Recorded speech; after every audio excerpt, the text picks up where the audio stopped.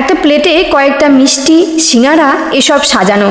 Registrar বসে আছেন কাগজপত্র হাতে। আজ এ বাড়ির বড় মেয়ের বিয়ে, তবে বাইরে থেকে দেখে বোঝার উপায় নেই। আর পাত্রীকে দেখলে তো কেউ বিশ্বাসই করবে না। পরনে একটা কম দামি সিল্কের শাড়ি, হাতে পাতলা দুটো ব্রঞ্চের চুড়ি, গলায় সরু সোনার চেন। ব্যাস, এ হলো কনের সাজ। বাবা মা কি কখনো সন্তানের খারাপ চায় রে মা? সৌমেন ছেলেটা ভালো, নিজের বাড়ি আছে, নিজের বেশ চালু দোকান আছে, পরিশ্রমী মানুষ।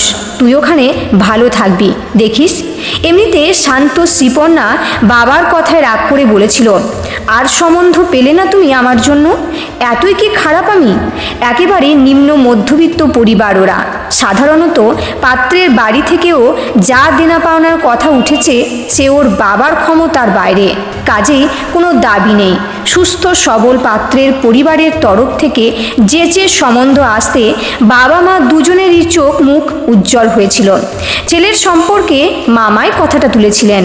আমার এক ভাগ্নে, ছেলেটা খুব ভালো, খুব বেশি বয়স না, এই 35 মতন হবে। একটা দুটো প্রশ্নই আসল প্রসঙ্গ উঠেছিল।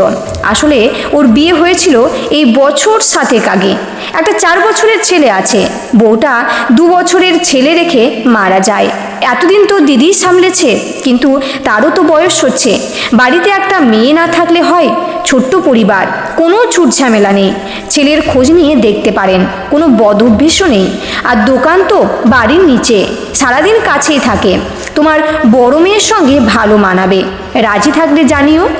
দ্বিধা যে বাবা মায়েরও ছিল না এমন না, দোজ বরে দেবেন মেয়েটাকে।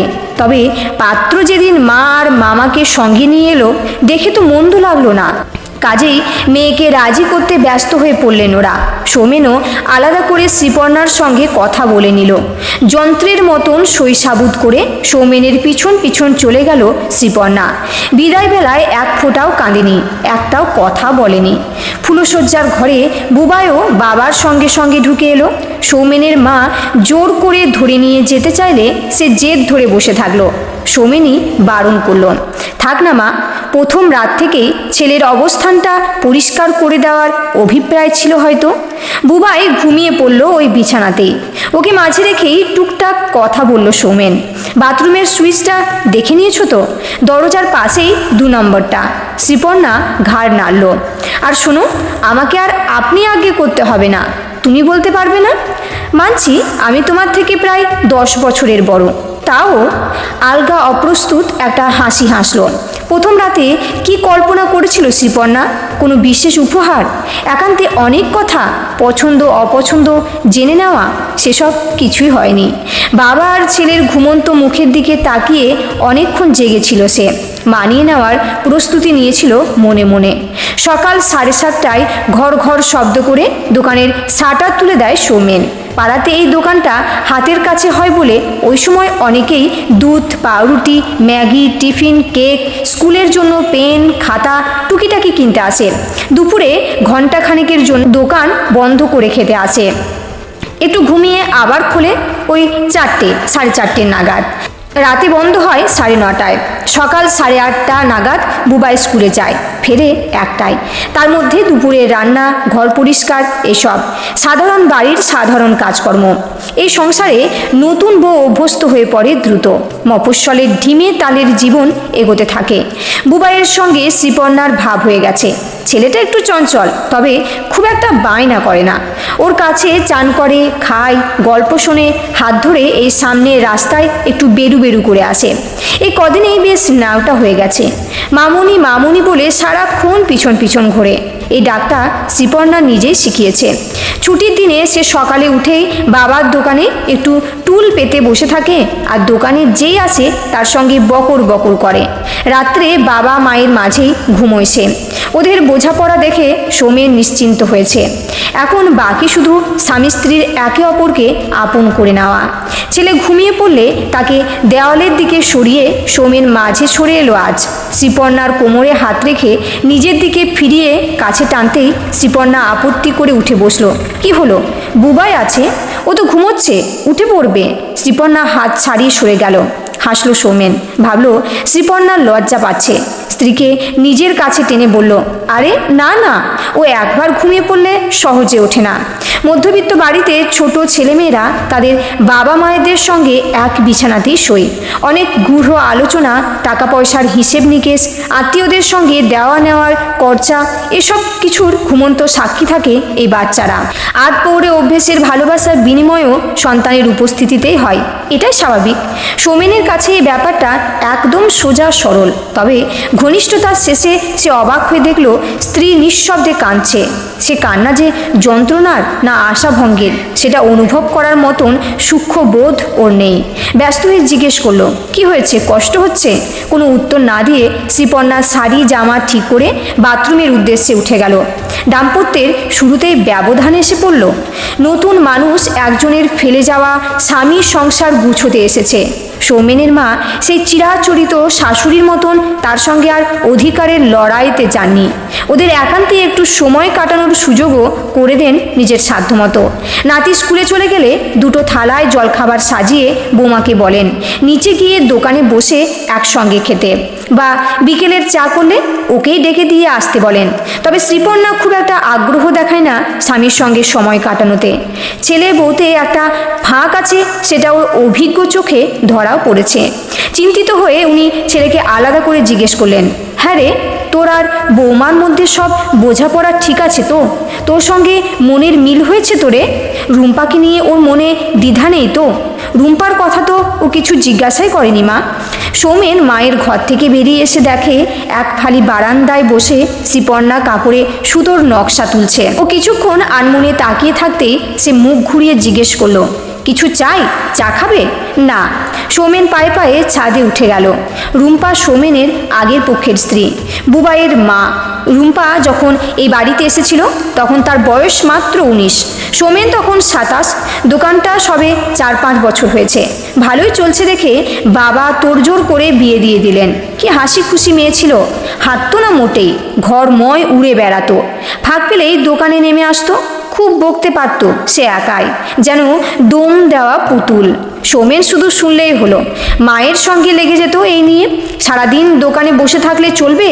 ঘরকন্যার 4টি কাজ করো। সৌমেনের কাছে হাজারটা আবদার করতো, মা বকতেন ওকে, একটু সঞ্চয় করতে শেখ রুম্পা, সবসময় তোর এত বায়না কেন রে? ছেলেটা কি দোকানের সব লাভ তোর শখের তরেই ঢালবে? ভবিষ্যতের জন্য জমাবে না? রুম্পা অভিমানে ঠোঁট ফুলিয়ে কাঁদত। রাতে একটা কোণে সরে শুয়ে থাকতো, গায়ে হাত দিতে ঝটকা মেরে সরিয়ে দিয়ে বলতো, কিচ্ছু দিতে হবে না, চাই না আমার। সবেতে তোমার মা মাঝে ঢুকে পড়ে। আরে কি মুশকিল, এখন মাসের শেষ, হাত খালি আমার। মা কি বলেছে তাতে আমি কি করব?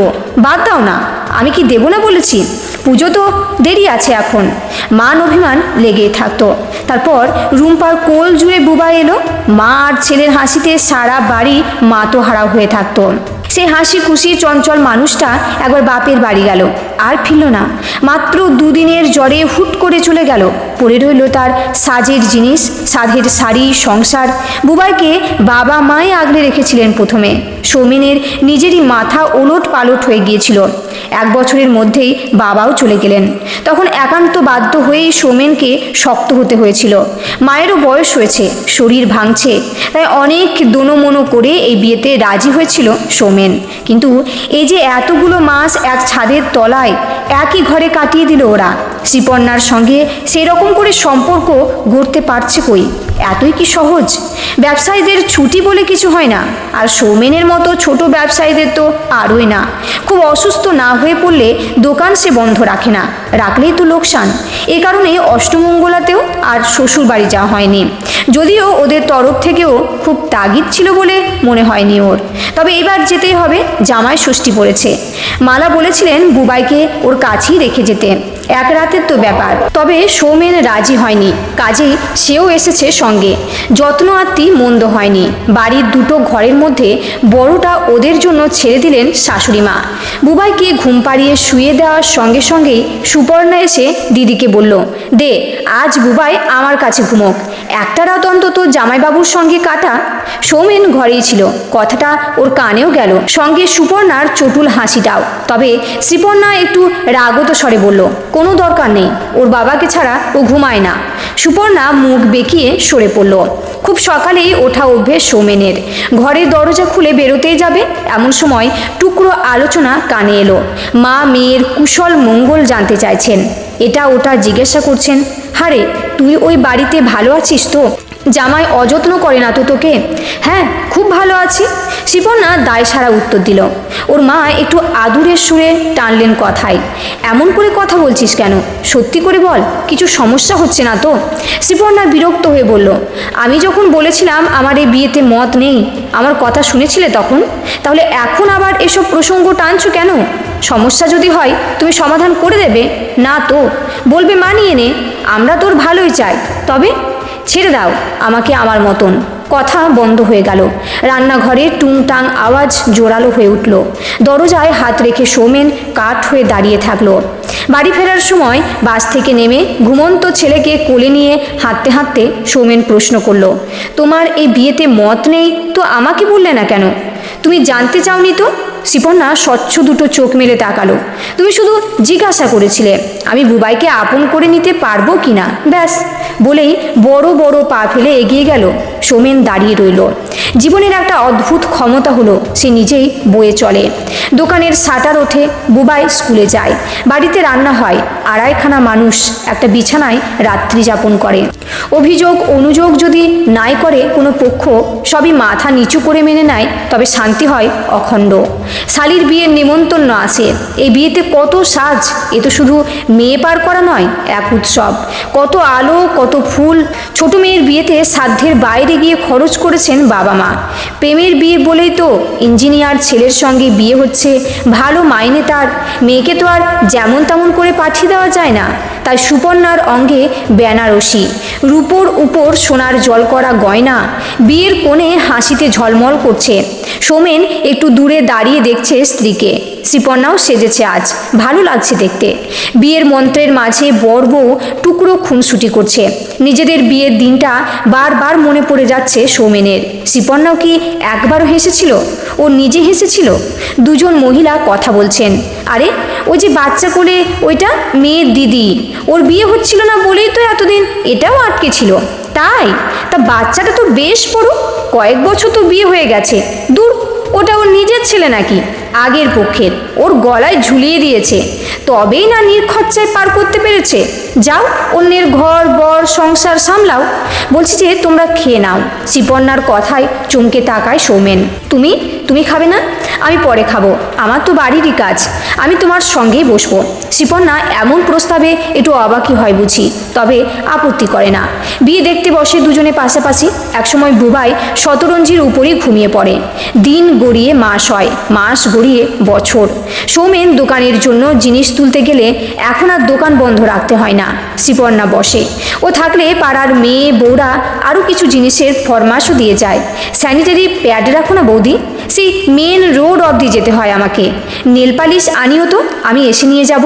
এসব জিনিসের ফর্দ বানিয়ে দেয় শ্রীপর্ণা। ও সেলাই পছন্দ করে দেখে শাশুড়ি একদিন বলল, আমার একটা সেলাই মেশিন আছে, তবে সেটা খারাপ হয়ে গেছে, দাঁড়াও সৌমেনকে বলবো শাড়ি আনতে, তুমি পারো তো চালাতে? সে পুরনো মেশিনে ঘট ঘট শব্দ তুলে কাজ করে শ্রীপর্ণা। শাড়িতে ফলস লাগায়, পাড়া প্রতিবেশীর কুর্তি কামিজ ছোট বড় করে দেয়। সৌমেন দোকানের দরজায় একটা হাতে লেখা সাইনবোর্ড ঝুলিয়ে দিয়েছে, এখানে ফলস বসানো হয়। টুকটাক কাজ আসতেই থাকে। দোকানে চা জলখাবার দিতে গেলে সৌমেন বলে, তোমারটাও নিয়ে এসো না, ভাবছি তুমি মেশিনটা এখানেই বসিয়ে নিতে পারো, তাহলে আর বারবার তোমাকে ওঠানামা করতে হবে না। বা কোনোদিন শ্রীপর্ণাই বলে, বুবাইটা পরোটা ভালোবাসে, এটাতে আমার খুব সুবিধে হয়েছে। কেন? আমিও পরোটা খুব ভালোবাসি, আমাদের বাড়িতে তো হতো না বেশি, মা শুধু রুটি করে পরোটা খেতে চাইলে রুটিটাই ওই তেলে ভেজে দেয়, ভালো লাগে না। হো হো করে হাসে সৌমেন। তাই নাকি? যাক, আমাদের বাড়ি এসে তোমার অন্তত একটা জিনিস তো ভালো লেগেছে। আমি একদিন তোমাকে আলুর পরোটা বানিয়ে দেবো। তুমি বানাতে পারো নাকি? আমি রান্না করতে পারি তো, এই তোমাকে দেখে একটু ফুটো হয়ে থাকি, তাই ব্যবসায় উন্নতি হয় ধীরে ধীরে, বাড়ে সঞ্চয়। পুরনো ছাদের আলসেতে 2 কাপ চা রেখে আগামীর হিসেব করে ওরা দুজন। বুবাইয়ের ভবিষ্যৎ আছে, বাড়ি সারানোর হ্যাপা আছে। দোকানটা কি একটু ঢেলে সাজালে ভালো হয়। এইসব একটা বাইক কিনবে, সেকেন্ড হ্যান্ড যদি পাওয়া যায় তাহলে ওই মাল তুলে আনতে সুবিধা হবে তোমার। দেখা যায়। তবে ভাবছিলাম বাইক না নিয়ে স্কুটি কিনলেই হয়। কেন, সস্তা পড়বে? তা তো পড়বে, আর তুমিও চালাতে পারবে। সাইকেল চালাতে পারো তো তুমি? পারি, তবে খুব ভালো না। আমি শিখিয়ে দেবো, তোমারও সুবিধা হবে। দেখো। শিপন্না হাসে। বেশ। বিকেলের পড়ন্ত আলো ওদের রাঙিয়ে দিয়ে যায়। বাপের বাড়ি থেকে ফেরার সময় মা অনুযোগ করেন, আর কটা দিন থাকলেই তো পারতিস এবার। শিপন্না মাথায় হেলমেট চাপিয়ে হাসতে হাসতে বলে, ওদিকে বাবা আর ছেলে মিলে আমার সাজানো ঘরদোর সব ওলঢোল করে দেয় মা। আমি থাকলে দিব্যি সুবিধা হয়ে থাকে। যেই একটু বেরোবো কি যে করে দুটোতে। আবার আসবো তো। আসলে ওই দোকান বন্ধ করার ঝামেলা না থাকলে তো সবাই মিলেই আসা যায়। আজ আসি গো। রাস্তার বাঁকে মিলিয়ে যায় পেস্তা রঙের স্কুটিটা। ওর মা কপালে হাত ঠেকান, দুগ্গা দুগ্গা। রাতে রান্নাঘর গুছিয়ে শুতে এসে শ্রীপর্ণা জিজ্ঞেস করলো, ওকে ঘাড়ে করে কোথায় চললে? মায়ের ঘরে দিয়ে আসি। কেন? দিব্যি তো ঘুমিয়ে পড়েছে। কেন টানা হেঁচড়া করা ছেলেটাকে? সোমেন বিরস মুখ করে বলল, একদিন দিয়ে আসি না, রোজ তো আমাদের সঙ্গে এসোই। মা কি ভাববে বলো তো? বয়সকালে ভীমরতি হয়েছে। যা বাবা, আমার এমন কি বয়স হয়েছে যে আজব কথা বলো? যাও, আমিও ওই ঘরেই শুচ্ছি। শিপন্না হাত পা ছড়িয়ে শুয়ে বলে, সেই ভালো, আমি একটু আরাম করে শুই আজ। ঠিক তো? সোমেন চোখ পাকায়, খিলখিল করে হাসে শ্রীপর্ণা। গল্পটি এখানেই শেষ হচ্ছে। এই গল্পটি যদি ভালো লেগে থাকে তাহলে প্লিজ লাইক ও কমেন্ট করতে ভুলবেন না। আর নতুন বন্ধু হলে অবশ্যই সাবস্ক্রাইব করে সঙ্গে থাকবেন। দেখা হচ্ছে আবার পরের ভিডিওতে।